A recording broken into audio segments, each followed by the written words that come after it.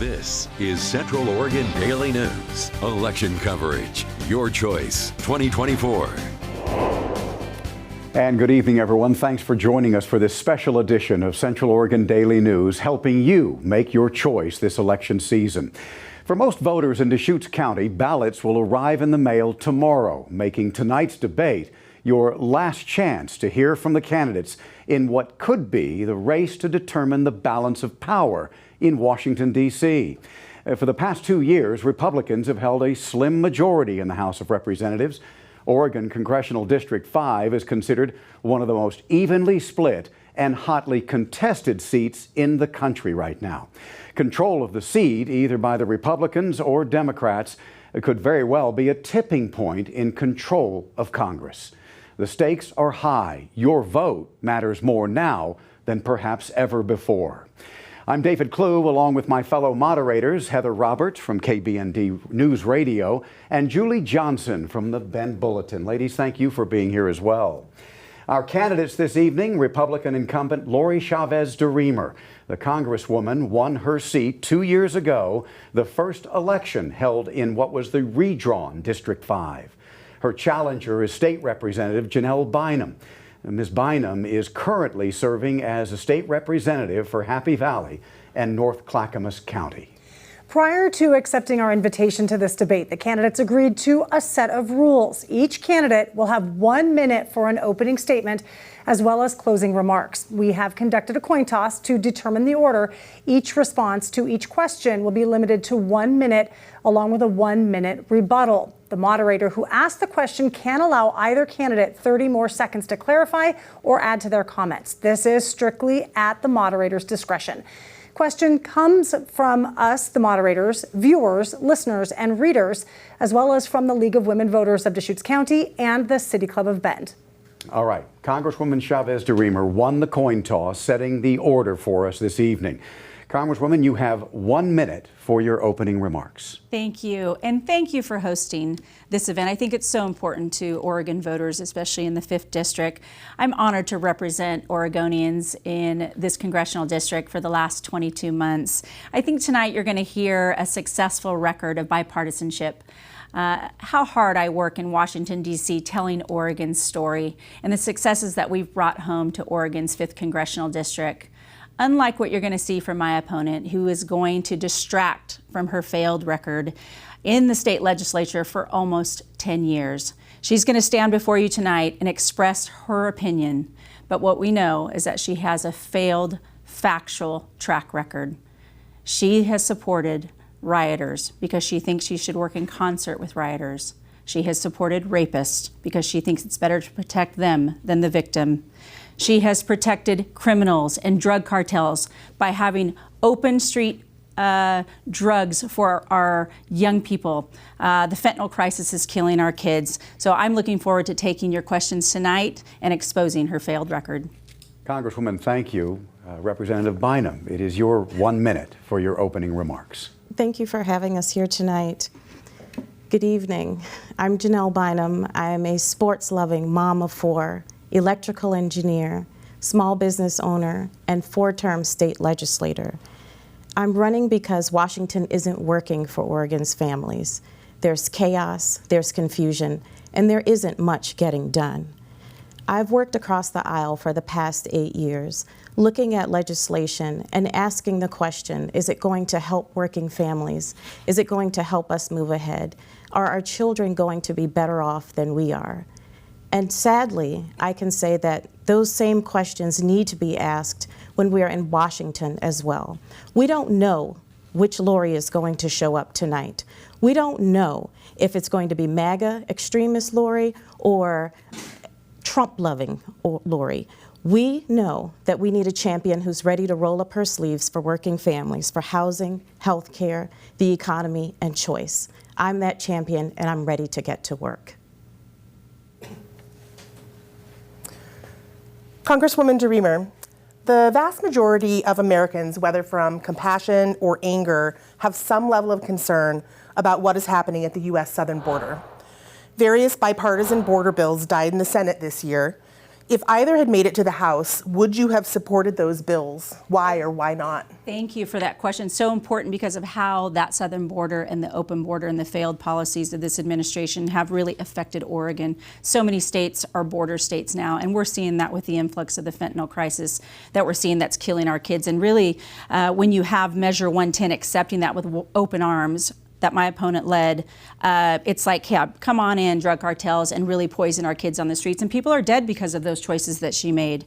And on those border bills, we passed in the House of Representatives the most strict border bill that we could have early last year, which I supported, which would have funded our Border Patrol, making sure they had the tools that they need to stop that. That is sitting on Chuck Schumer's desk in the Senate. The Senate bill that came forward never got out of the Senate, so I didn't have the opportunity to vote on it, but I would have taken a hard look on it because we have to get the tools that they need in the hands to stop those flow of drugs so that we're not killing our kids here in Oregon. Representative Bynum, anything to say to that? Well, Representative Chavez-DeRemer isn't entitled to change the facts. We know that she was not going to vote yes on that border bill because she follows Trump, and Trump killed that bill.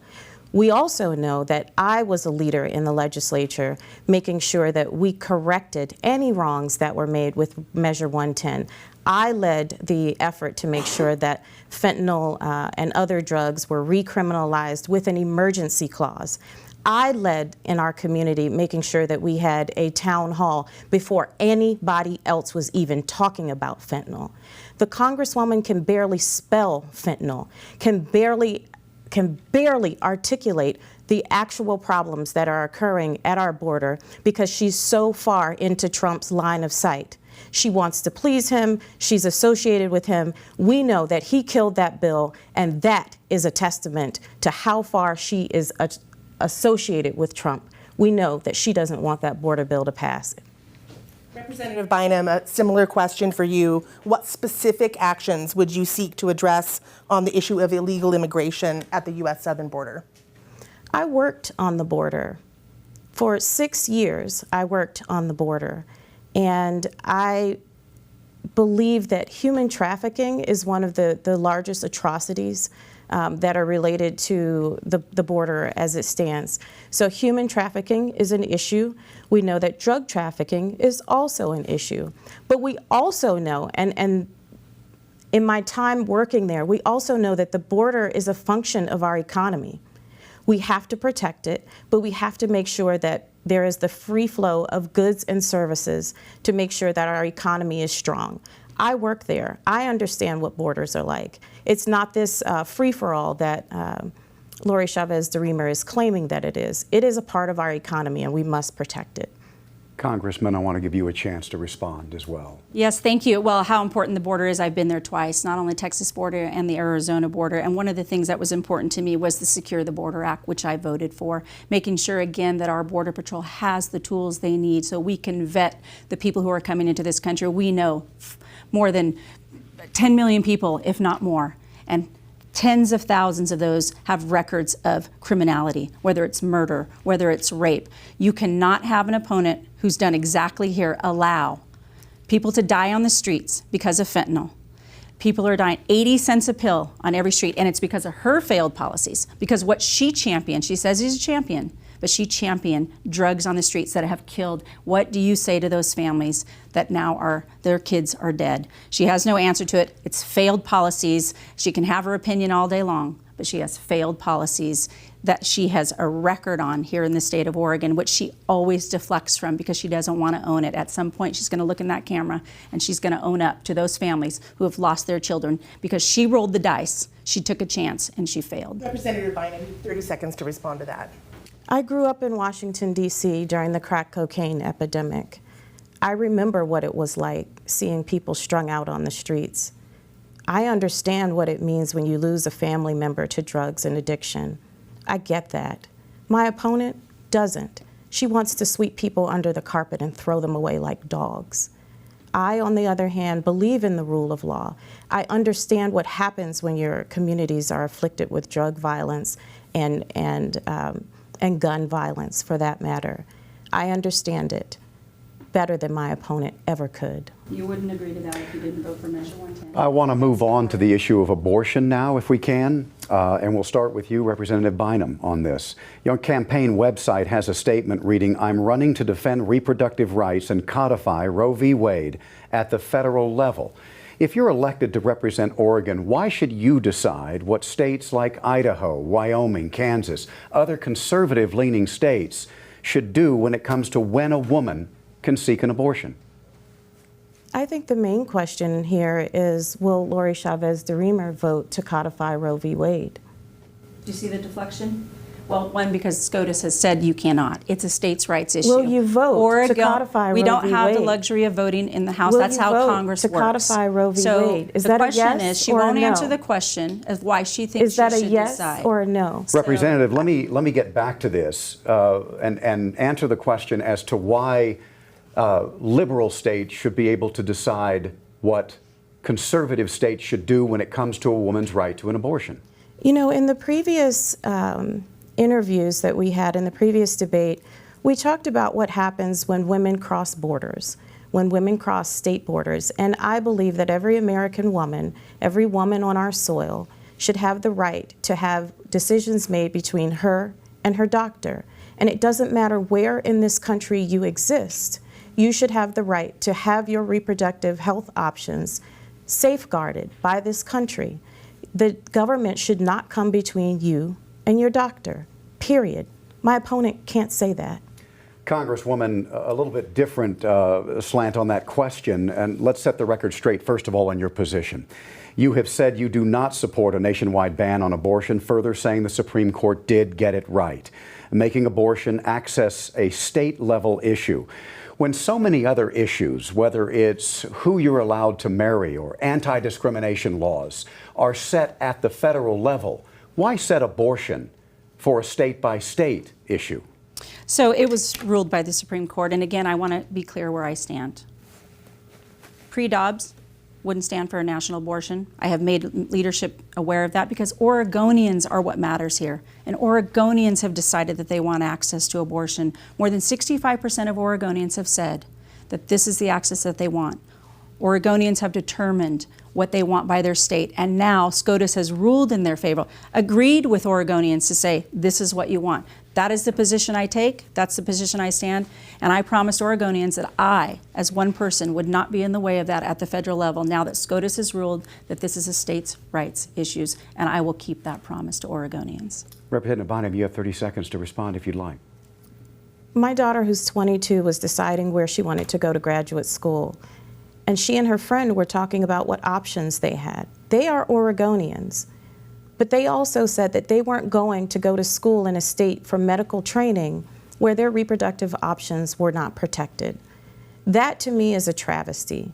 We deserve to make sure that young women across this country have access to abortion wherever they are, wherever they choose to study, wherever they choose to vacation. They ought to have access, full stop. Congresswoman DeRemer, you have acknowledged multiple times the diversity that we have here in the 5th District. It is one of the most politically diverse in the state. How have you, specifically you, bridged the divide to represent all constituents? Oh gosh, this district is so unique, and you know, the urban-rural divide is real. People do talk about it. They try to understand what the differences are, but there's so many commonalities that we can bring together, and I want to make sure that we're listening to both sides. For far too long, you know, people in rural areas in this part of the district felt left behind with Portland. They felt like, you know, maybe they're not being listened to. But as a former mayor, as a mom, as a small business owner, it is my opportunity to say I am listening to all sides, and I've taken that story to Congress. I am the second most bipartisan member of Congress. And that's by my track record. That's being proven by my track record. Over the 300 bills that I'm on, over 84% of those are bipartisan. I've worked with my colleagues here in Oregon, all of them. I sit with them on several committees. I'm on the Problem Solvers Caucus, which means we're trying to have common sense, pragmatic, thoughtful, center-forward decisions that are made. I take it very seriously. I roll up my sleeves every day and I say, how am I going to tell Oregon's story? Listen, nationalizing any of these issues is not important to me. What's important to me is tell Oregon's story and then make sure we're doing what Oregonians want. And I'll continue that work throughout the 119th Congress.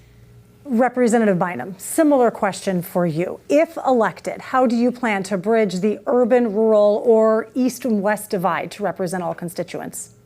Well, I'm a firm believer in town halls, and as I was driving here today, I was thinking, Lori Chavez-DeRemer came to my first town hall, sat in the back with her husband and daughter, hired a heckler to sit up front.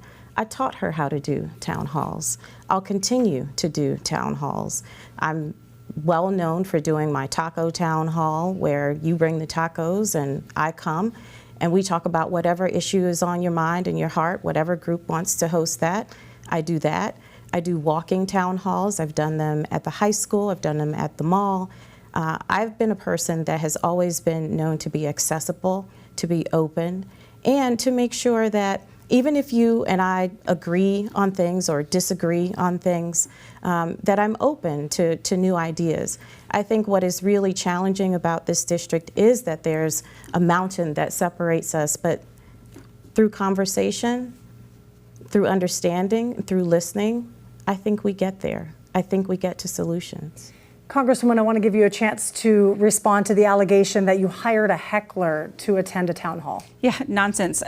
I remember that teletown hall. It was on transportation and the lack of leadership that she was going to show for the residents of Happy Valley as it was growing. But this is 2024. This is not 2016. We have to have a dose of reality of what this means. I have accepted every single debate that was offered. My opponent, she chose not to. Why? Because she wants to hide behind her failed policies. Again, when she can't answer bipartisanship at the legislature, they have the House, they have the Senate, they have the governor's mansion. There's no reason for her to listen to everybody else. We're going to have to move on now to the next question. We've seen this issue all throughout the district, from the streets of Bend, national forests, homeless camps, homeless site cleanups throughout the district. What concrete steps would you take to address the homelessness crisis at the federal level? Is it I get to I'm go so first? sorry, Representative Bynum, you. that is for you. I'm sorry, I wasn't sure. Sure. Well, addressing the homeless crisis at the federal level, I think it's a variety of attacks, meaning attacking the problem. So as an engineer, I kind of think of what are the root causes and how do we fix them.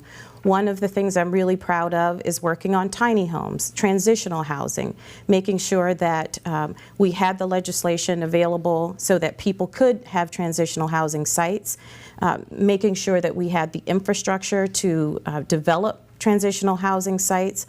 I think it's more infrastructure that is needed from the federal government rather than less. What I really think is important is that we can't trust Lori Chavez-DeRemer to even offer that funding, because she is a part of a regime in Washington, D.C. that is not getting anything done. So we heard her say she's on 300 bills. I don't know how many of them have passed, but it's just rubber stamping the Trump agenda, rubber stamping a chaotic agenda, and we're not moving the needle on housing as we should. Congresswoman DeRemer, what concrete steps would you take to address the homelessness crisis at the federal level? Well, thank you. We've worked hard on this issue because the state has failed, this is a state issue, housing, how we're going to have more affordability. But I want to just go back quickly to what bills have passed. I think she threw out some nonsense about not knowing how to spell fentanyl. Well, I can tell you this. One of the bills signed by the President of the United States was the Fend Off Fentanyl Act, to make sure that we can protect our young again on the street. So we work hard in Congress and making sure that those bills come forward that fix the problems that Oregonians that she's created on the streets and on the homeless and housing and affordability. I have worked continuously on that to give the funding on the infrastructure for small communities that the state will not help. Small communities like Bend, like Redmond, we give them the infrastructure projects to be able to grow in order to have that housing affordability. But we have done the American Relief for Families Act, the Choice and Affordable Housing Bill that I supported, that I've worked through HUD with, and child tax credits and child tax for dependents, so that people can afford their rent. So the voucher program that I have sponsored as well. So we're doing our part at the federal level, and she won't hold out her hands to help Oregonians. Thank you. All right, let's stay with the homeless issue for just a moment, and let's start with you, Congresswoman DeRemer. The homeless crisis having a particularly big impact here in Central Oregon. We've witnessed a number of fires across the area. One in particular that comes to mind is the Darlene 3 fire down near La Pine. That one determined to have been started in an encampment. These are individuals who are spending months, if not years, on federal land. The BLM, the Forest Service, both basically crickets when asked, what are you doing about the 14-day limit that people have to camp out on federal land? Do you believe part of the homeless solution should involve federal agencies? And should things like the Forest Service and BLM be doing more? Well, certainly working together. Interagency coalitions are so important in Congress, making sure that we're addressing what the problem is, and then assisting our state partners when they're failing at doing their job as well. But we do have a lot of federal lands here in Central Oregon and really throughout the state, 60%. And talking to what that's going to do at the local level, the state level, and then the federal level. We want to make sure that there's funding for, one, mitigating our forests and making sure that we're managing them in a way that they're not burning up at such 2 million acres that we experienced this cycle, making sure that we have the wildland firefighters. But when we're talking about the homelessness, we have to make sure that we're assisting these people in the streets. We're talking about drug addiction, mental health, homelessness, all wrapped around together. One of the bills that I have been working on is the Direct Care Act, street medicine, working with Mosaic right here in Central Oregon to address the needs of our most vulnerable and making sure, and then talking about the forest fires, because we have to address that. I mean, millions of acres can go up at the heat that we're experiencing, and so I am doing everything I can, but the state government has to step up and make sure that we're managing and supporting our local agencies as we're doing so, but we need to get more funding to our local agencies as well. Representative Bynum, what are you willing and prepared to do to get more federal resources in to deal with the homeless living in the forests? Well, I think it's important to point out that Lori Chavez-DeRemer also, supported an arbitrary cut of 30% to federal government resources. Not true. And that, I think, is quite shameful. So when you talk about agencies working together with our state agencies and our city level elected leadership, there can't be that if your impetus is to go in and cut immediately. So I think it's a bit disingenuous to say you want to work together, yet you want to cut the very services that Oregonians really rely on, which would be BLM. I mean, that is basic to me. So I think that that's one piece to focus on. The other one is just quite simply the reasons for homelessness. I think it's inhumane to step over bodies on the streets or in our forests. I think it's inhumane, and we should work harder to make sure that that is not a reality for any other Oregonian. I'm guessing few disagree with you there. However, the question I asked was not answered by either one of you. What is the federal role, BLM, Forest Service, in maintaining a 14-day limit on people camping in the forests when there's so many fires around here and so much threat to the residents of Central Oregon? Yeah, the enforcement is what's key. That's what you ask. And that's supporting and getting the funding for the local agencies and finding the manpower to do so, to enforce and working with the local agencies. The BLM lands and the forest lands, I work every day in Congress with our agencies, making sure that we can have that conversation. And so she's not telling the truth again about funding. She is talking about specifically nothing that has to do with that. And what was her answer? I just think we should work harder. Well, what have you been doing for 10 years at the state agency to support this? Nothing. You have not, there's more homeless today than there was when you started because you have failed in your policies. Representative Bynum, if you are elected to Congress, what is the priority when it comes to the BLM and the Forest Service dealing with those spending months, if not years, in the woods? Well, it's clearly a priority, and I believe in enforcement. I think that it is also very important that as you enforce, you have somewhere for people to go. So one of the things that we've learned over time is shifting people from place to place to place is not a solution. The solution has to be holistic. You have to have wraparound services, you have to have additional housing units, and you have to have enforcement, and you have to be serious. My opponent is not serious about bringing solutions. That's the difference. We can't trust her. Thank you. We're going to move on to election integrity. Now, following the recent revelation that the Oregon DMV registered more than 1,200 people to vote without verifying their citizenship, Representative Bynum, do you trust the integrity of Oregon's election, and will you accept the outcome of the election on November 5th? I believe accepting election outcomes is a problem of the Trump friends, Trump cronies. My opponent could barely accept the outcome. I think I had to ask directly whether Biden really won. For me, it is about having safe and secure elections. I had grandparents who couldn't vote. That, to me, has made me a democracy defender. It has made me instill within my children this idea that civic participation is a requirement. It's not optional. And so I believe that election integrity is something that we should fight for, we should defend, and I've called for a full-stop investigation on the issue that happened at the Secretary of State's office, and I expect that whoever made the mistake would be held accountable. So I would like to clarify two things. One, Congresswoman Chavez-DeRemer has said multiple times President Biden won the election. And number two, the question was specifically, would you accept the outcome of this election, yes or no? Absolutely. Okay. Congresswoman Chavez-DeRemer, do you trust the integrity of Oregon's elections, and will you accept the outcome of this election? Thank you for the question. The concern has come up. 1,500 non-citizens have been identified that they are registered to vote, and that's a concern for all Oregonians. That is our democracy, free and fair elections. And so I wrote a letter to the Secretary of State's office and to the governor's office asking, let's identify where we can do better, because Oregonians do expect free and fair elections. I would, and I think that that's what we count on and that's what we depend on. But we should do the investigation and find out why. My opponent voted for that DMV bill, and so we just have to check into it. I think it's accountability matters. People hold us accountable. On this election, absolutely.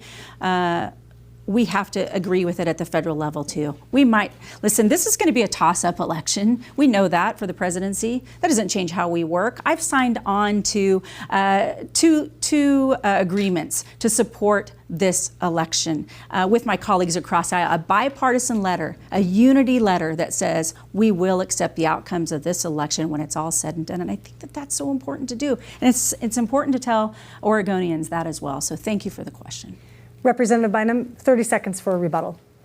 My opponent was a little sketchy on the last election and whether, we should accept the result that President Biden won and former President Trump lost. And I think that it is that hesitation that should give voters hesitation. When you have to question an election that you accept your own results in, but you can't accept the higher level results, I think that's a little sketchy, and we shouldn't trust her. I would like to offer the Congresswoman very, very short rebuttal. Thank you. I've been very clear in my support for free and fair elections. This is just another attempt to nationalize Oregon's 5th Congressional District. She will not take accountability for her actions, for her votes, for her failed leadership. She just will deflect. And you know what? Oregonians deserve better than this. I have said it repeatedly. I have accepted the election outcome and will continue to do so and work with my colleagues across the aisle to let people know and Americans know this is important to the United States of America. Congresswoman Chavez-DeRemer, we have a question here about the lessons learned from Oregon's Measure 110 drug decriminalization law. However, this was decided at a state level. Your federal position had no input. Instead, we want to focus on lessons learned. What lessons, including mistakes, have you learned in the past 2 years in Congress? Oh, gosh. Well, listen. The more we talk, maybe we won't hear. The more we listen, we really can learn from other colleagues across the aisle and other parts of the country that might be experiencing or sharing some of the same issues that we have to coalesce around to get policy forward decisions made. That takes hard work. It's easy to side with one side or the other. What's not easy is to work against the tide, to make sure that you're being focused, that you're talking to your leadership. But the Measure 110 is important to the federal level. Why? Because we want to make sure we're being supportive. Closing that southern border affects all Americans. Having more than 10 to 15 million people come unvetted affects Oregonians and all Americans. So it is important to me. And Measure 110 was a failed experiment that I would not want to share with any other state in the nation, because it was a failed experiment. Can we do better? Yes, we can. But she hasn't done better. 10 years almost in the legislature, and Oregonians are less safe, exactly how long I've been in the unaffordable. Legislature because I beat you twice. And with that, with that win, Let's move on. and with that win, Let's move on she to squandered it. She did not use her ability to do better for Oregonians. Oregonians Representative are Biden, less safe and unaffordable here in Representative Oregon. Bynum. The rest of this question is addressed to you. This question actually comes from the readers of the Bulletin. The original version of Measure 110, which you supported, has been widely considered a failure and acknowledged as such. Both sides of the aisle are working together to change it. What did you learn from Measure 110 and its aftermath about the consequences of sweeping legislation, and how would you bring that lesson to Congress?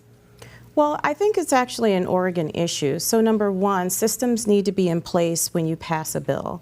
I worked to make sure that mental health providers were in place. I had a $80 million or so bill to grow the number of mental health providers. I also, again, did the town hall, reaching out to people in the community, finding out what was a challenge for them and how we could actually improve things. But the particular feature here of the issue is of critical importance to understand. This was a measure put to the people from an outside source. That is a function of our Constitution and how citizens can bring forth issues to put before the voters. So the lesson learned here is making sure that as we consider things that citizens put forth, that we have the structures and infrastructure in place, and that we make sure that we're constantly evaluating that over time.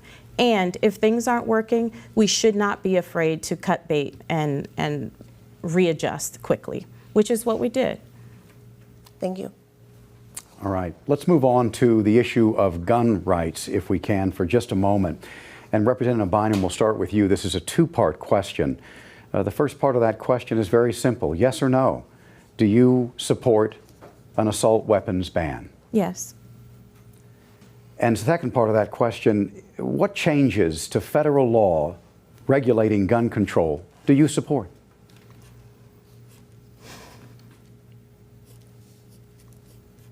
The principle here is that our children are dying in schools. People are dying in grocery stores. People are dying in the public square. People are dying because, A, we don't have mental health supports, as I've already mentioned, and B, there are not enough red flag laws that are enforced or implemented that can help identify people at an early stage for not being fit to own a gun that can shred people in an instant. I think it's time for us to stop playing fast and loose with our children's lives, and I don't want to bury any more children that have been harmed as a result of a school shooting. This is an issue that Republicans won't take up. This is an issue that mothers like me are very concerned about.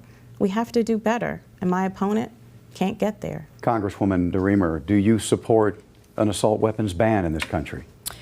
Taking guns away from law-abiding citizens is not where I stand. I support the Second Amendment. But let me tell you what I think we can do. I supported and co-sponsored the EAGLES Act, bicameral, bipartisan National Threat Assessment Center to prevent violence on all Americans. My opponent mentioned the red flag laws. Do you know that she's voted twice to let criminals out of prison here in Oregon? And she's also voted to reduce felonies to misdemeanors. Well, what happens when you reduce felonies to misdemeanors? People have access to guns. So how on one hand you can say you care about red flag laws, you care about protecting Oregonians, and you're willing to decrease criminal offenses that they've been charged for in order to put guns back in the hands of those criminals makes no sense to me. So that is false, that she hasn't supported that. And dismantling and defunding law enforcement, defunding the police. She's been a champion of that.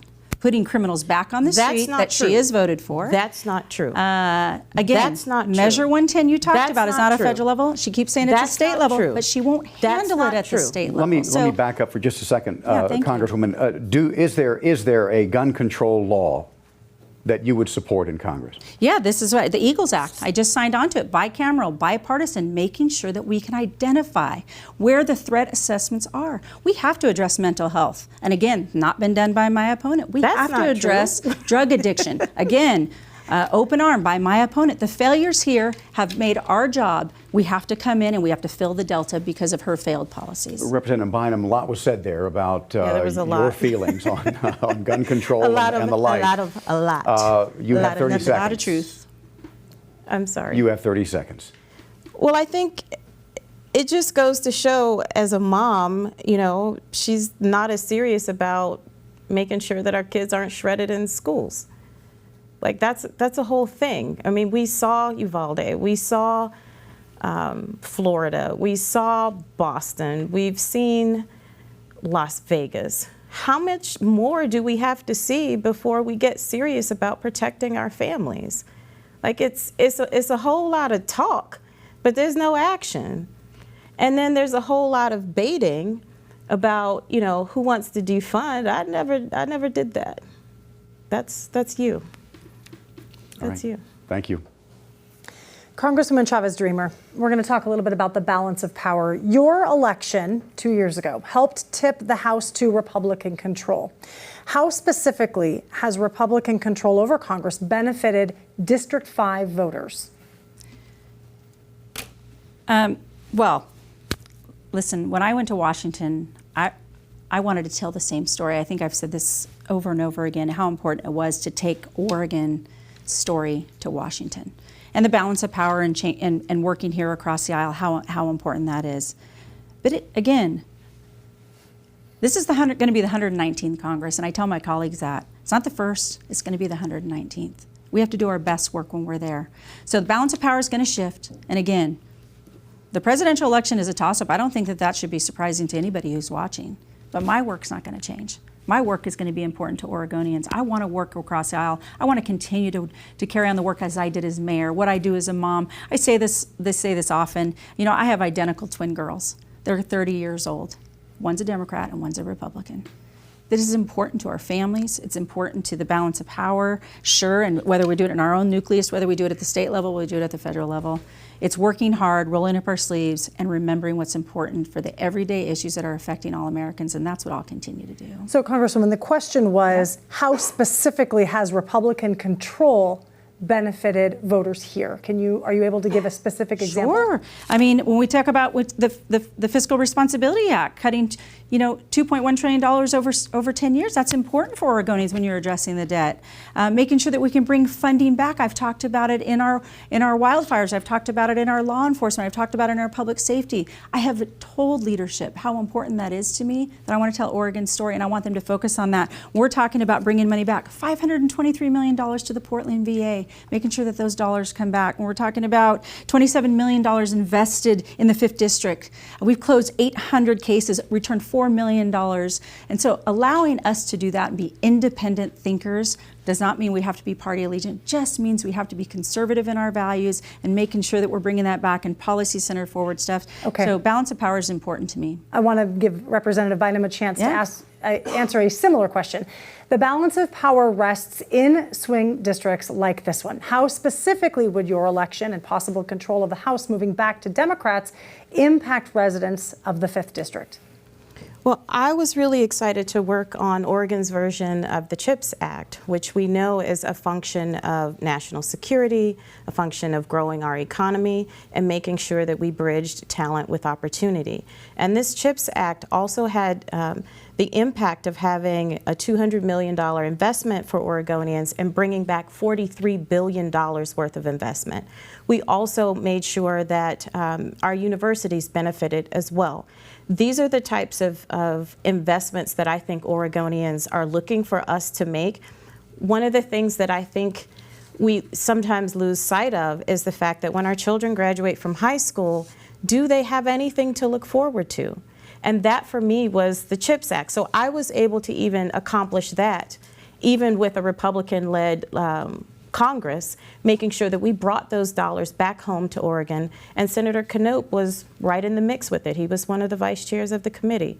So that's one example of how I could do things just from here that will help Oregonians for the long term. Thank you both. Julie? Representative Bynum, on a national scale, unemployment is historically low, yet the economy remains a central point of debate in this election cycle. Representative Bynum, as we'll begin with you, is the U.S. economy thriving or failing? And what steps do you think Congress needs to take related to economic growth in the next year? There's a lot there. The first thing I would say is that the economy doesn't appear the same for all of us. And case in point, Lori Chavez-DeRemer said that Trump tax cuts would be good for some of us. And I think it's important to remember that working families deserve a break. So whether it's with the child tax credit, whether it's making sure that their kids are not matriculating through school, coming out with a lot of debt, and it's also making sure that there are good family wage jobs being created right here in Oregon. The central issue here is who gets to benefit from being in power. I believe that Republicans and Lori Chavez-DeRemer are really interested in making sure that they and their friends benefit from all of the tax laws that are passed and all of the investments. I am a champion for working families, and I'll continue to roll up my sleeves and win for them. Representative Bynum, the question was, what steps do you think Congress needs to take related to economic growth? Can you address that question specifically? Yes, so it's more of the same. So we did the CHIPS Act, we did the Infrastructure Act, we did inflation reduction, we did making sure that we're working on reducing our dependence on foreign oil. Those, to me, are functions of the federal government. I sponsored a bill to help us get to a clean energy hub and having Oregonians be leaders on that. That's what I think Congress can do to help shore up the economy, continue to make large investments. Congresswoman Chavez-DeRemer, is the U.S. economy thriving or failing? What steps do you think Congress needs to take related to economic growth in the next year? Well, if you drive around Oregon's 5th District, they're going to tell you it's failing because rents are up, gas prices are up, grocery prices are up, people are trying to figure out how to make ends meet, they have more than one job, they can't find child care, and they do need the assistance of the federal government to step in and say, what are we going to do to make life a little easier and a little more affordable, because our state legislature is not helping. How do I know that? Well, here's the few things that I have done. I have supported the child tax credit and expanding that, the child tax credit for dependent children as well, the Tax Relief for American Families and Workers Acts, the tax relief bill for low-income housing credit. I have sponsored all of those things. What my opponent has done, she has supported raising taxes 9 times since she's been in the legislature, 9 times. She's been awfully silent about Measure 118, which will decimate the economy. I think about the tax hikes, and I think about in what equation can she figure out that giving $30,000 to one group of people who are non-citizens to buy their first home when Oregonians are working hard, that's what she did by supporting the hacienda thing. So we can do a lot in the federal level that she hasn't done. I always have to step in and fill the gaps that she's failed to do. Representative Bynum, would you like to respond to that very quickly? No, because I don't know what she's talking about. She don't know what she's talking about. Okay. All right, thank you. This next question, I guess you could call kind of a land use question at the federal level, if you will. There is currently an effort by a local group here in Bend to buy Mount Bachelor. It is for sale right now, the ski area. As you know, that ski area sits on federally leased land, a rather expensive lease. Do you believe that Congress should support the efforts to maintain and control local control over ski areas like Mount Bachelor? And Congresswoman DeRemer, let's start with you. Well, again, private land makes it so difficult for federal government to step in and decide. This is federal land. Yeah, but you're saying it's a private sale? It's a private corporation that pays the federal government to lease that property. That's correct. So trying to step in and decide whether or not that's going to be best, it's going to take a coalition of local people to decide what they want to do with that. And protecting a lot of our federal lands is something that Oregonians care about. But the cost of it is going to be expensive in what they're doing. So it's going to be dependent on what it's going to take a coalition of state government to step in and work across. This is kind of that discussion that brings everybody to the table. That's good conversation about what's going to be best for Central Oregon. So I'm supportive to have that conversation and sit down as we move through this process. Yeah. Representative Bynum, what do you think about that? I'm always curious when private industry gets to have advantages that the average person doesn't get to have. And this is, federal land is a joint asset of the people of the United States. And I take the sale of that very seriously.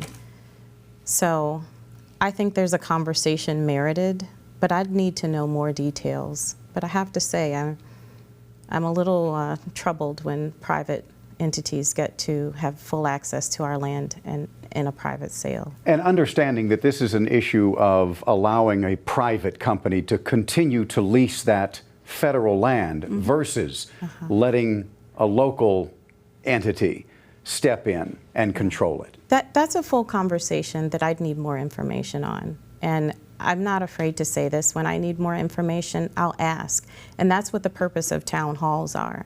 When you're adept at doing those, then you're not afraid to say, oh, I'm a legislator. It doesn't mean that you know everything.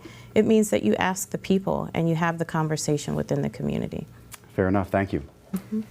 Representative Bynum, we'll start with you on this next question about diversity. Whether in government, education, or business, bringing diverse voices to the table to help make decisions can be a challenge. Regardless of who wins, Oregon will be sending a minority woman to represent the 5th District. What responsibility, if any, do you have to be a voice for minorities, and how does it shape your decision making? My mother graduated in 1970 from one of the last segregated high schools in Conway, South Carolina. And so it's not lost on me that I'm one generation from segregation. But what is really important is that as the class valedictorian, she went door to door downtown seeking work after she graduated. There was nothing waiting for her. There was no college, there was no job, there was nothing for this kid that had so much talent. And so I think it is my job to continue to carry the mantle of bridging talent with opportunity, whether it's for our rural kids, underrepresented minorities, for all kids across Oregon. That's the challenge that I think anyone serving in this position, whether they're a minority or not, it is really bridging talent with opportunity. And I'm excited to roll up my sleeves and get that work done. Congresswoman, same question for you. What responsibility, if any, do you have to be a voice for minorities, and how does it shape your decision making? Well, you mentioned representing Oregon's 5th District. I am the first Latina ever elected to represent Oregon in the Republican Party, as well as I was as the mayor of Happy Valley and in Congress. So do we have a responsibility? Sure. We have to be relatable to all different people that we're representing. But again, we have to be forward-thinking for all Oregonians. That's our job. That's our responsibility. But a diverse table is the most exciting table that you'll ever be at, whether it's men and women, whether it's minorities across the board, whether it's bipartisanship, Democrats and Republicans. It's our job. It's our job to represent Oregon's 5th District in all its diversity, and I'm always proud to do it.